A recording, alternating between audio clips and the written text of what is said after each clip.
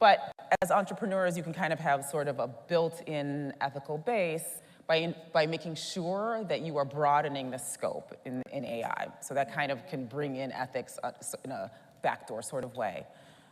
Ben, did you have anything? Yeah, so when you think about models like OpenAI and ChatGPT, the latest model 4.0, there's really kind of two different aspects of the training of those models. So a lot of people know about the extraction of text from the universe of data on the internet, and then being able to train that algorithm, right, with that universe of data, right?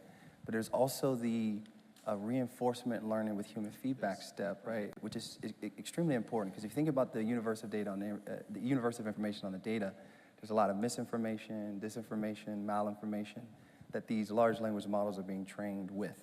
So the important step is to make sure that the human feedback is actually providing expert level expertise that can help classify or approve or disprove some of the information before it's actually used to tune the model. So the reinforcement learning with human feedback is that step that OpenAI actually used, and they did 2 years of this before they released the first version of the GPT models.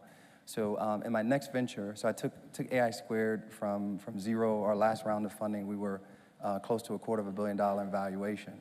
And my next venture that I'm working on is really focused on the human feedback piece, right? Because of how important it is for the data that is being used to train these models to be accurate, and also a representation of not just a sample of the population, but the entire population. And that's how you remove the bias in some of these data sets.